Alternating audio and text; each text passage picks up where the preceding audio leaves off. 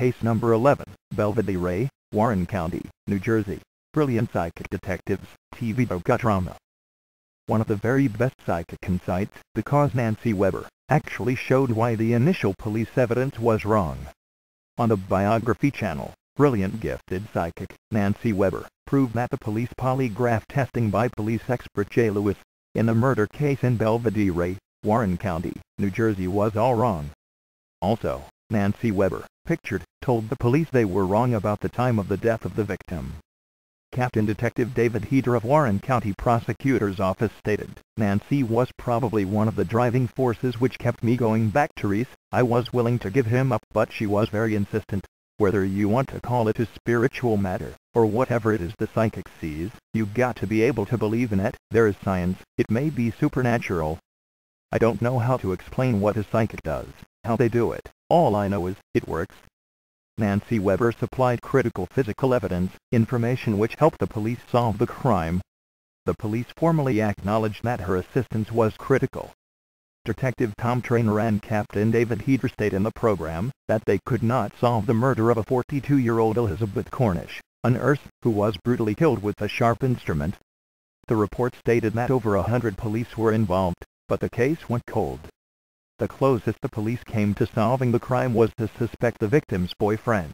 "Wrong," said gifted psychic Nancy Weber. "He is innocent.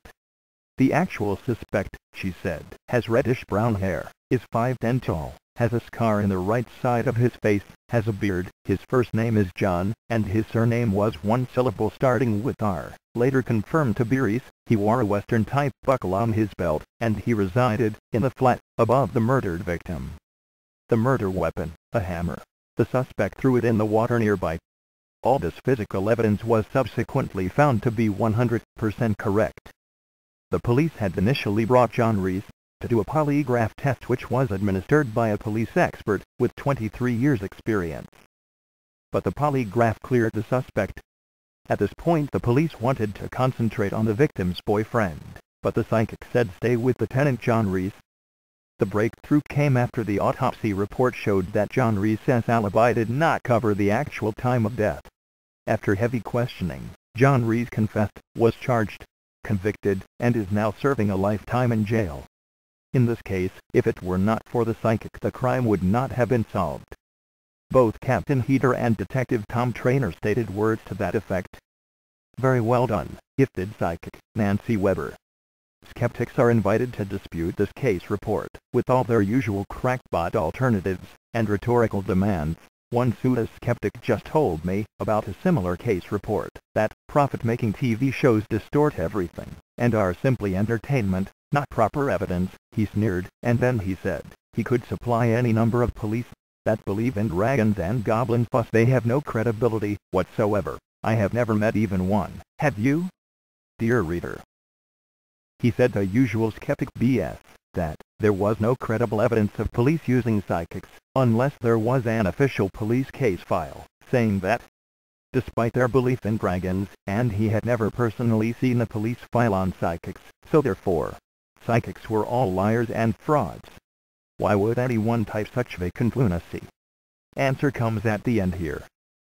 But then laughably, after denouncing the police as lunatics, he insisted that if an official police file of one of these psychic cases even existed, I must spoon-feed it to him. All my fault apparently. He didn't have the vital case file. I explained that police files were not normally found on the pavement. He argued this point, sneering at me, for 6 days. And at the end, to contradict me, as usual, he explained in a superior tone that police files were available to anyone, if one applies through proper channels. That's the very thing he has never done, because he has no interest in the subject he is disputing, and humorously he forgot the beginning of his dispute with me, that I should supply him with a police file. But here in this case a psychic, Nancy Webb, got a dead-end case reopened. I am sure that it's in a file in Belvedere prosecutor's office. Quite a few contact names are mentioned in the item. Pseudoskeptic head Rob Laru can apply there, through the appropriate channels for the vital file. Haha, but of course he won't. The whole exercise was to sneer repeatedly at anybody online he can hold in conversation. It's a personality defect, called psychopathic narcissism. References available, of course. Can any skeptic outdo that?